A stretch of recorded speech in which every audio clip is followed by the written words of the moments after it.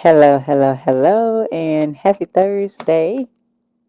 And so, in this video, in this live, I'm going to be giving 3 tips to help you navigate the full moon that we're having in Cancer. And it'll be tomorrow, spanning 7th. It's the full moon in Cancer. And so, I'm giving you 3 tips to help you navigate that energy. And so, if you are new to me, to my page, to any of my content in social media land, my name is Kay Catrice. I am the Natal Chart Navigator, and I help open minded, ambitious women to understand who they are energetically. And then I give them practical steps and tips on how they can best utilize their energies to live their best life. All right. And so, tomorrow is the full moon in Cancer. And this is going to be a very healing um, new moon, full moon. And it's going to be a moon where we're going to be releasing. You may be releasing any toxic, stale energies. A lot of these energies have been in, we've been dealing with these energies since 2020. And so we're going to be releasing these energies at this time, getting ready to end this astrological year. And so we're being offered the chance to release and move forward. Okay. And so, one tip that I want to give you is to embrace the emotions that you are feeling and lean into them and um, allow them to guide you to either what you need to release or maybe what you need to take action on. Okay. This full moon is not only going to where you're releasing, it's also going to be very healing. The moon is in its home sign of Cancer. So when the moon is in Cancer, the moon, it does its thing. It's uninhibited. It's no restrictions, and it is very comfortable, very, very comfortable in its home sign of Cancer. And so you may be feeling a little moody. And I won't say that it's a heavy energy. It's not as heavy as a Scorpio full moon would be, but it is a more energy where you're really going to have to feel your feelings. But the good thing about this energy is a very nurturing energy. Um, Cancer is a very nurturing energy, and so in this energy, excuse me, in this energy, you may be more inclined to want to just be by yourself, to kind of just give yourself that motherly love that you would give a child or that your mother, gave you. And so you may just nurture yourself, just love on yourself, just be gentle with yourself. Okay. Now this is a time of relaxing, releasing, reflecting, self nurturing, and your intuition will definitely be heightened at this time. So if you're getting any intuitive prompts, or things, intuitive nudges for you to go and do some things, that's really good because the sun is in the opposite energy of Capricorn. And Capricorn energy is all about stability, it's all about discipline and stability and, getting things in order, organization. Okay. And so this leads up into the next tip, which is balance. Okay. You may be feeling a little pulled in, 2 places. It's like you have, practical things that you have to do, in order to, within your day to day, practical things that you have to do.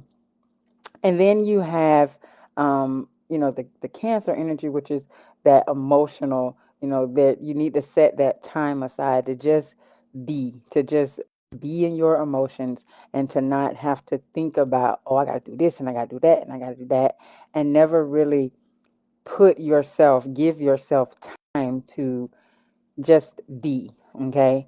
Um, it's okay to sit still for a while. I have my notes because I be wanting to stay on topic, y'all. I don't be wanting to run off on a tangent, but it's okay for you to sit still for a moment and decide what tasks are really necessary, that I must complete, that, must get done within my day, and what things can wait, and, to allow me that time to just be, to sit with my emotions, to feel my emotions, to release my emotions.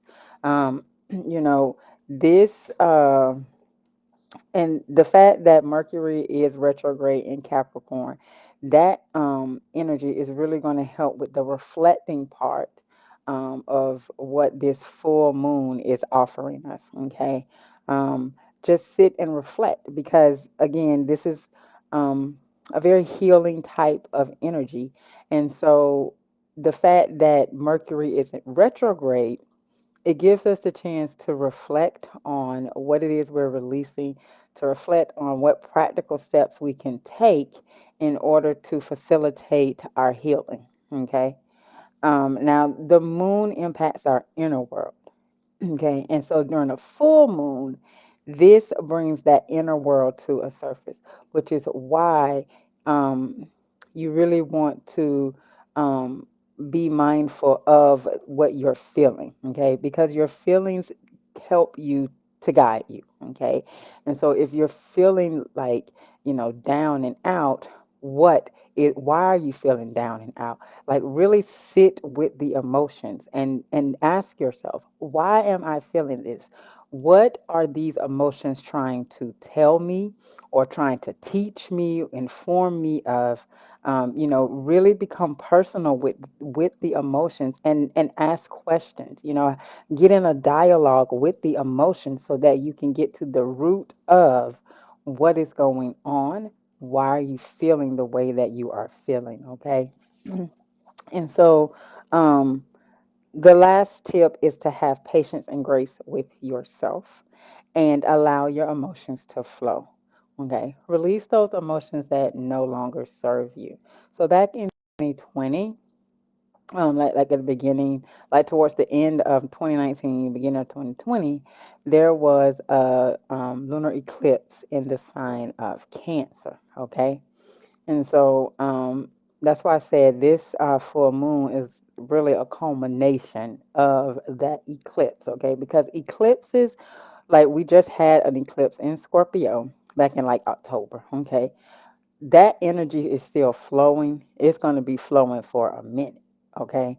And so you want to you really want to think about what was going on in your life back then.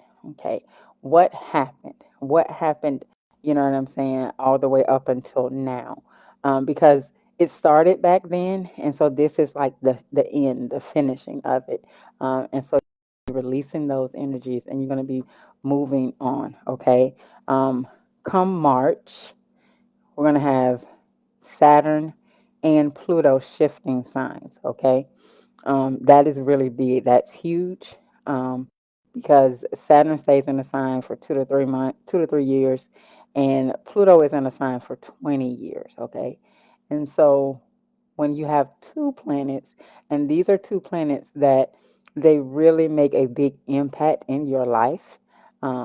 They're both about discipline and transformation, and so, you know, walking into this new shifts of energies, you definitely want to take these last 2 months or so, the last next two seasons, Aquarius and Pisces season. You really want to take this time to release and prepare for what is to come in March of 2023. I am so super excited. And for what is to come. And I hope that you are excited as well. And I hope that you are um, taking advantage of this full moon, not just saying, oh, it's another full moon.